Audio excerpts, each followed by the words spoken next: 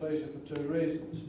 I have a keen interest in the issues that the Centre for Social Impact will address, and I'm delighted to renew my association with Peter Shergold as Chief Executive of this exciting and timely new venture.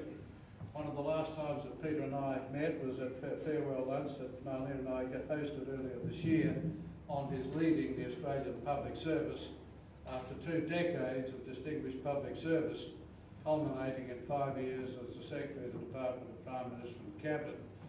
I was especially interested to see in the statement of the Centre's purpose that companies should, in the words of the UN Global Compact, embed environmental, social and governance concerns into their strategic thinking.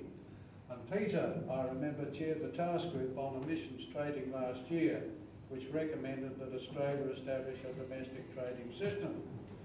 The more recent release of the Garner-McKibben reports on climate change and a report on expectations of worsening drought by the Bureau of Meteorology and the CSIRO highlight the growing realisation that climate change and the availability of natural resources such as water, energy and food are inextricably linked and form some of the most pressing challenges the nations of the world will face over coming decades. So I applaud the mission of the Centre in providing business leaders with academic support to integrate the goals of an inclusive and sustainable global economy into their corporate planning and their behaviours. It's essential that we support our business and community leaders in understanding the environmental and social context in which their work is undertaken, and in so doing maximise the social benefits of each enterprise. We need social intervention born of the interplay between corporate social responsibility, government policy and not-for-profit advocacy, and hence the need for this Centre for Social Impact to help support their collaborative leadership. I applaud too the Centre's work with not-for-profit and community organisations, many of which have taken a lead in promoting greater environmental consciousness. I believe there's a growing understanding amongst government policy makers, the private sector and the populace at large that Australia's not-for-profit sector plays a very important role in our well-being as a society. It has to be when we consider that there's around 4.5 million volunteers in this country giving up to 3.5 hours per week on average supporting charitable, volunteer, not-for-profit organisations. The continuing economic prosperity of our nation does not always highlight those groups of people who are doing it tough and the many wonderful paid and volunteer personnel who offer a helping hand in times of need. The characteristics we cherish as Australians of compassion, helping a mate, hard work and our sense of belonging to a community are most strongly illustrated in the not-for-profit, community and volunteer sectors. Yet the community and not-for-profit sector is at times dogged by a range of difficulties which hold back its potential contribution to our society. One of these challenges is the generally lower remuneration for the essential paid employees working for charitable and not-for-profit organisations, which means there is less incentive and reward to draw talented people into that sector. The opposite side of the coin is that the many outstanding people who do work in this area do so because of their strong commitment to helping others. This means they go the extra mile and see their role much more as a vocation rather than just a job. Also, many community groups are smaller organisations which have a lesser capacity to weather difficulties and often lack management knowledge. They do the job because of their specialist technical skills, their enthusiasm and commitment in an area, rather than through trained leadership or skilled management ability.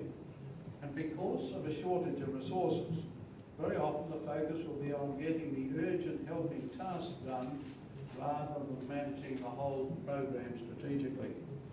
As time goes on, some organisations will fall further away from the mainstream practice and miss opportunities for improvement and organisational renewal. Many of the 340,000 or so not-for-profit groups, and I guess including carers in this number, that working in this country face similar management and organisational challenges, but with few resources to address these issues, which in the longer term are critical to their ability to carry out their community support roles and indeed to their very survival. And the boards of many organisations are often drawn from the ranks of well-meaning individuals or those with a strong personal interest in the function provided. Despite their fine intentions and eagerness to help, these good-hearted people may not be the right persons to take difficult decisions or finally judge the ethical issues and possible conflicts of interest in the decisions they take. To realise the enormous potential in the not-for-profit, voluntary and charitable sectors, we need to address the fundamental issue of providing authoritative training and guidance for paid and volunteer staff alike in areas such as management, leadership, finance and ethics. And I'm sure we're all well aware of the situation where a person is persuaded or perhaps press-ganged into being the honorary treasurer of a small association but with little or no experience and not much idea of where to turn for help. I guess all of us have been in that particular position, whether it's been taking the kids off to scouts and then being shanghaied in becoming the president or what have you. But for all these reasons, the Centre for Social Impact has a major contribution to make in its aim of providing first-class business teaching and research tailored to those who will be the social managers and entrepreneurs of the future, and to enhance the professional capacity of individuals who seek to create social and environmental value through leadership of not-for-profit organisations. Well, ladies and gentlemen, the establishment of a new centre does not occur without a great deal of careful thought, planning and support. So I'd like to recognise the significant endowment from the Australian Government, the contribution of the many sponsors and supporters, the staff of the centre and the founding partners of this bold collaboration, the University of Melbourne, Swinburne University of Technology and the University of New South Wales, which will provide the administrative headquarters and structure for this organisation. The recent announcement of the endowment of the Chair of Not-for-Profit Leadership, based at the Melbourne Business School, is a welcoming expression of private support for this vital role of social development and capacity building in Australia. The Centre is no less than an exciting development in our growth and maturity as a nation. We are now open to the many synergies and benefits to be derived from developing integrated leadership and institutions working across the government, corporate and community sectors.